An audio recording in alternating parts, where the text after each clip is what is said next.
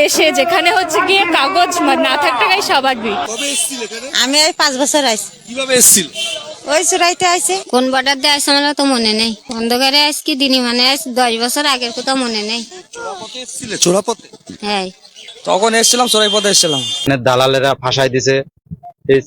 ডাউকি বর্ডারেতে বহুত দালাল আছে, দালালেরা মনে করেন ভুলভাল বুঝাইয়া ইন্ডিয়াতে পাঠায়, বলে যে আমি টাকা পয়সা দেও, টাকা পয়সা দিয়ে কাগজপাতি বানাই তোমাদের ইন্ডিয়াতে পাঠাম, কোনো সমস্যা হবে না। গুলশান কলোনিতে মানুষ বাস করে প্রায় 2.5 লক্ষ থেকে 3 লক্ষ, কিন্তু ভোটার রয়েছে মাত্র 2800 জন। ভারতের মতো দেশে যেখানে হচ্ছে গিয়ে কাগজ না থাকাটাই স্বাভাবিক, আর কাগজ না থাকাটাই স্বাভাবিক। कौन है ये लोग? ইনি বলছেন যে ভারতের মতো দেশে কাগজ না থাকাটাই স্বাভাবিক। ভারতের মতো দেশে যেখানে হচ্ছে গিয়ে কাগজ না থাকাটাই স্বাভাবিক। তা বলছিলাম ঠিক কি কারণ হতে পারে বলুন তো? আমার দেশের মানুষের কাগজ না থাকার ঠিক কি কারণ হতে পারে? মানুষ রাস্তায় থাকে এবং সেখানে কাগজ থাকবে না সেটাই স্বাভাবিক, আর কাগজ থাকবে না সেটাই স্বাভাবিক। कहाँ से आते हैं? ভাই, তোমরা যারা যারা আমার ভিডিও দেখো, তোমাদের মধ্যে বিভিন্ন ধরনের মানুষ রয়েছো তোমরা। কেউ রয়েছো মধ্যবিত্ত, কেউ বা আবার গরিব, আবার কেউ রয়েছো খানিকটা বড় লোক। আচ্ছা তোমরা বলো তো, তোমরা কি কেউ রাস্তাতে গিয়ে বসবাস করো? কেউই করো না। কিন্তু এরা এসআইআর এর বিরোধিতা করতে গিয়ে কাদেরকে টেনে আনছে দেখতে পাচ্ছ না? আমরা কি জানি রাস্তাতে কারা বসবাস করে? যারা ভারসাম্যহীন, অর্থাৎ যাদের মস্তিষ্কের ওপর তাদের নিজেদের কন্ট্রোল নেই, অর্থাৎ এক কথায় বলা চলে যারা পাগল। কিংবা এরকমটাও দেখা গেছে যে যাদের হয়তো কেউ নেই, অনাথ, তাদেরকেও আমরা রাস্তাঘাটে এরকমটা দেখতে পাই। আর এরা তাদেরকে টেনে আনছে এই এসআইআর এর বিরোধিতা করার জন্যে। মানুষ রাস্তায় থাকে এবং সেখানে কাগজ থাকবে না সেটাই স্বাভাবিক। বুঝতে পারছো কি ধরনের পলিটিক্স করছে এরা কেবলমাত্র এসআইআর এর বিরোধিতা করার জন্য? ভারতের মতো দেশে যেখানে হচ্ছে গিয়ে কাগজ না থাকাটাই স্বাভাবিক। মানুষ রাস্তায় থাকে এবং সেখানে কাগজ থাকবে না সেটাই স্বাভাবিক। হ্যাঁ, পশ্চিমবঙ্গ তথা ভারতবর্ষের সমস্ত মানুষই রাস্তাতে বসবাস করে, আর কারোরই বৈধ নথিপত্র নেই। এরা কি এটাই বলতে চাইছে নাকি? এবং তারা যদি কাগজ দেখাতে না পারে, কিন্তু তারা এদেশেই জন্মেছে, জন্মসূত্রেই নাগরিকত্ব তাদের অধিকার। আমি এখানেই জন্মেছি, আমার কাছে কাগজ আমি যদি না দেখাতে পারি সাপোজ, তাহলে আমাকে নাগরিকত্ব দেওয়া হলো। এটা যুক্তিটাই তো খেলছে না, তাই না? ভাই, তোমরা এনার এই কথাবার্তাগুলোর মধ্য দিয়ে ঠিক কি যুক্তিটা পেয়েছো? যদি কোনো যুক্তি পেয়ে থাকো অবশ্যই একটু আমাকে কমেন্ট করে জানাবে তো। এক কথায় বলা চলে ইনি যেটা বলতে চাইছেন যে ভারতবর্ষের মানুষেরা তো রাস্তাতে বসবাস করে, সুতরাং তাদের কাগজ কি করে থাকবে, তারা কি করে কাগজ শো করবে? তাহলে এই এসআইআর এ যে সমস্ত মানুষেরা, আমরা তোমরা সকলে যারা নথিপত্র দেখাচ্ছি, আমাদের কাগজপত্রগুলো কোথা থেকে এসছে? আমাদের যদি কাগজপত্র এসে থাকে তাহলে পুরো বঙ্গবাসী তথা ভারতবর্ষের সমস্ত মানুষেরই কাগজ থাকা উচিত। আর যদি না থাকে তাহলে এটা নিশ্চিত রূপে বলা যেতে পারে যে তারা আমাদের ভারতবর্ষের কিংবা আমার এই বাংলার নয়। কিন্তু এরা এইটাকে ঘেটে ঘ করে দেখানোর জন্যে বলছে যে ভারতবর্ষের মানুষেরা তো রাস্তায় বসবাস করে, তাদের কাছে কাগজপত্র কি করে থাকবে? ভারতের মতো দেশে যেখানে হচ্ছে গিয়ে কাগজ না থাকাটাই স্বাভাবিক। মানুষ রাস্তায় থাকে এবং সেখানে কাগজ থাকবে না সেটাই স্বাভাবিক। হ্যাঁ, এনাকে এইবার এটা দেখাবো যে ভারতবর্ষের ঠিক কোন মানুষেরা রাস্তাতে বসবাস করতো আর তারা এখন একদম দল বল পুটলা পুটলি নিয়ে কিভাবে পালাচ্ছে। বাড়ি বাংলাদেশ খুলনা জেলা। এখানে কোথায় থাকতেন? সাঁতরাগাছি। সাঁতরাগাছি, হাওড়া সাঁতরাগাছি। হ্যাঁ, কতদিন যাবত ভারতে আসেন? আমি 23 সালে এসেছিলাম, 23 সালের ওই মাঝামাঝি থেকে। আর পরিবার নিয়ে নাকি? ডাক্তার দেখানোর জন্য এসেছিলাম। ডাক্তার দেখে পরে আর যাওয়ার সুযোগ হয়নি, ওই কাজকাম করতে। ডাক্তার দেখিয়ে পরে আর যাওয়ার সুযোগ হয়নি নাকি যাওয়ার ইচ্ছেটাই হয়নি? বাংলাদেশের মতো ভিকিরি দেশে সেখানে মাল্লুটা ঠিক আসে না, আর এখানে কাজ করে দেখছে মাল্লুটা ঠিক ভালোই আসছে, বেশ একটা মোটা অঙ্কের আসছে, তার জন্য এখানেই থেকে যাওয়ার ইচ্ছে হয়েছিল, তাই না? এখন ফেরত যাচ্ছেন কেন? এখন ফেরত যাচ্ছে এই যে এসআর হচ্ছে, আর ওখানকার লোকজন বলছে এখানে থাকতে দেওয়া হবে না, তোমরা চলে যাও। চলে যাচ্ছে। তাহলে ভাই বুঝতে পারছো, এসআইআর হচ্ছে বলে এও এখান থেকে বেরিয়ে চলে যাচ্ছে। তার মানে এখান থেকে কি দাঁড়ালো, এ কিন্তু লিগ্যালভাবে আমাদের দেশে আসেনি, আমাদের দেশে প্রবেশ করেনি, ইললিগ্যালভাবে অনুপ্রবেশ করেছে। আর যদি লিগ্যালভাবে প্রবেশ করতো তাহলে এই ভয়টা থাকতো না। অর্থাৎ এরা যে চিকিৎসা করতে আসছে, ডাক্তার দেখাতে আসছে আমার এই ভারতবর্ষে, সেটাও ইললিগ্যালভাবে। মানে জাস্ট ভাবো কি অবস্থা এই বাংলার। কবে ভারতে এসেছিলেন? বছরখানি হয়েছে আর কি। বছর? বছরখানি আর কি। বছর। এখানে কোথায় থাকতেন? বসিরহাটে। বসিরহাটেই থাকতেন। এখন ফেরত যাওয়ার কারণ? এই যে বিভিন্ন রকম চাপাচাপ দেখছি। কি চাপ আছে? এই যে ফেসবুকে ইউটিউবে দেখছি। ফেসবুক ইউটিউবে কি দেখলেন? ওই যে এসআর করবে। এসআইআর করবে, আচ্ছা। তো এসআইআর করবে কেন? এসআইআর এ আপনার কি সমস্যা? আমি তো কিছু বুঝি না, সবাই বলছে যে এখানে থাকা যাবে না, থাকলে সমস্যা হতে পারে, বিভিন্ন রকম ঝামেলা হতে পারে, যার জন্য দেখা যাচ্ছে অভাবগ্রস্ত মানুষ, অভাবে এসেছি, সমস্যার জন্য এখন চলে যেতে হবে। কোথা থেকে এসেছিলেন? বাংলাদেশ থেকে। বাংলাদেশে কোথায় বাড়ি আপনার? সাতক্ষীরাতে। সাতক্ষীরা। কি নাম? আসাদ।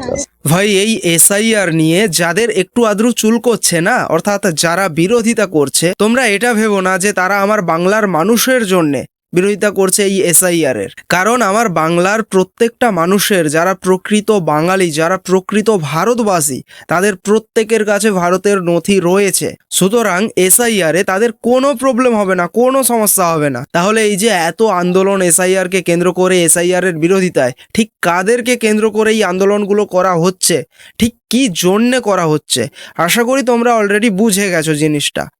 খুলনা জেলা, বাংলাদেশ খুলনা জেলাতে এখানে কাজের সূত্রে এসেছিলাম, 6 বছর আগে এসেছিলাম।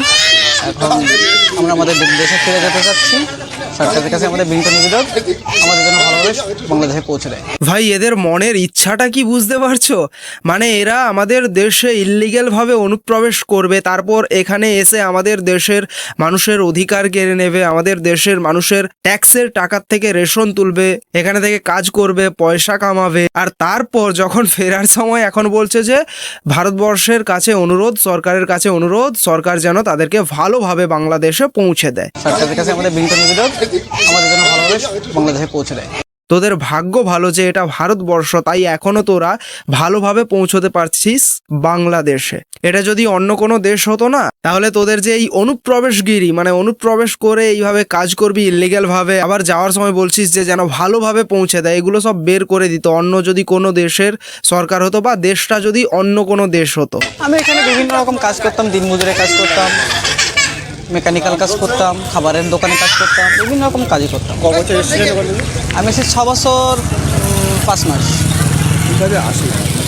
আমরা এসেছিলাম অ্যাকচুয়ালি বর্ডার টপকে অনুপ্রবেশকারী হিসাবে, চুরি করে এসেছিলাম। ভাই এরা নিজেদের মুখেই মেনে নিচ্ছে যে আমরা চুরি করে এসেছিলাম, আমরা চোর। চুরি করে এসেছিলাম। আর এত কিছুর পরেও এই বাংলাদেশের কাংলু মালগুলোর এক ফোঁটা লাজ লজ্জা নেই। এত কিছুর পরেও এরা কোনো কিছু হলেই লুঙ্গিটা পরে ভারতবর্ষের বিরোধিতা করতে চলে আসে। এক তো নিজেদের দেশ ভিকিরি, সেখানে মাল্লু টাল্লু কামাতে পারছে না, পয়সা টয়সা একদম নেই, তার উপর ইললিগ্যাল ভাবে অনুপ্রবেশ করছে আমার এই ভারতবর্ষে, এখান থেকে পয়সা কামিয়ে নিয়ে নিজের দেশে ফিরছে, সেখানে গিয়ে বেঁচে আছে। আর তারপরেও এরা লুঙ্গিটা ঠিক পরে ভারতবর্ষের বিরোধিতা করতে চলে আসবে কোনো কিছুতেই। এখন এসআইআর হচ্ছে, রাজ্যে যেখানে আমরা থাকতাম সেখান থেকে আমাদের বলছে তোমরা অন্যত্রে বেরিয়ে যাও, কাউন্সিলর যারা আছে তারা বলছে অন্যত্রে বেরিয়ে যাও, এলাকাবাসী বলছে, বাড়িওয়ালারা বলছে, এই জন্য আমরা চলে যাচ্ছি আমাদের দেশে।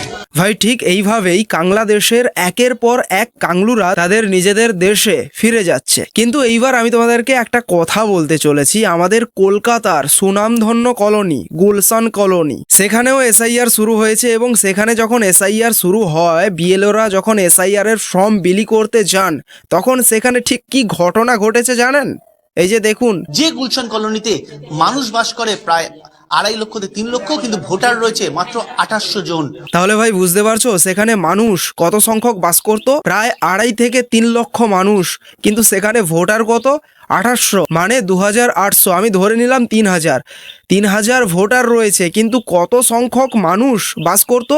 3 লক্ষ, ফারাকটা বুঝতে পারছেন? কোথায় 3,000 আর কোথায় 3 লক্ষ, তাহলে ওরা কারা ছিল খুব ভালো করে বুঝতে পারছেন আপনারা। বাংলাদেশি যে ভোটার হচ্ছে তার কারণটা কি? এমনি এমনি তো বাংলাদেশি ভোটার হতে পারবে না, তাকে বর্ডার পেরিয়ে আসতে হবে। তো এই বেসিক প্রশ্নটার উত্তর বিজেপির কেউ দেন না, যে বর্ডার পেরিয়ে ঢুকছে কি করে।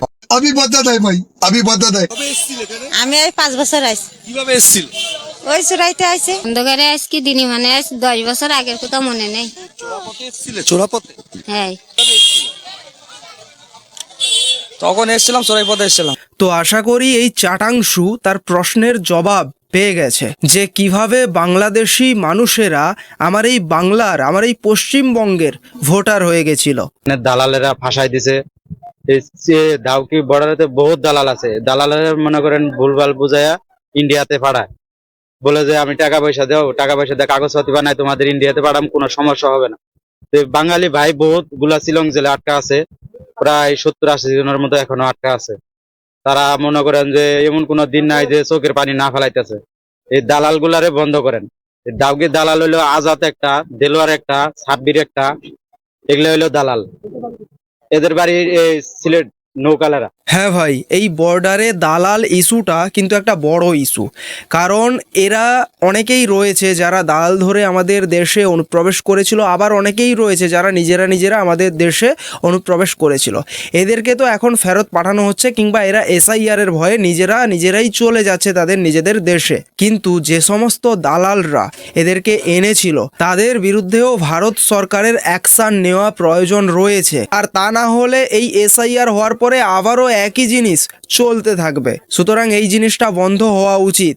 এইভাবে যদি চলতে থাকে আমাদের দেশের ডেমোগ্রাফিও চেঞ্জ হবে, সেই সঙ্গে আমাদের দেশের আভ্যন্তরীণ সুরক্ষা সেটাও বিঘ্নিত হবে। হ্যাঁ, আমার কাছ থেকে দালালে ভুলভাল বুঝায় ঢাকা থেকে টাকা নিয়ে এসেছিল। আমরা দুইজন আসছি, প্রায় 40,000 টাকার মতো নিছে আমাদের দুইজনের কাছ থেকে। বলছে যে হ্যাঁ, বলছিল যে আমি কাগজপাতি সবকিছু বানাই দিব, তোমাদের কোনো প্রবলেম হবে না, তোমরা ভালোভাবে যাইতে পারবা, কাজ করে খাইতে পারবা।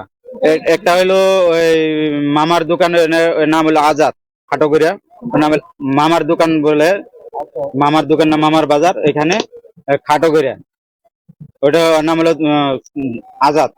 আর দেলোয়ার যে সে ইন্ডিয়ার ভিতরে থাকে, সে বাংলাদেশ ইন্ডিয়ার ভিতরে থাকে, সে এর কাছে লোক ওর কাছে পাস করে। ধরবে কি করে? আমরা কাজ করি খাই, পেটের জ্বালায়, তা কি করতে ধরবে বলো?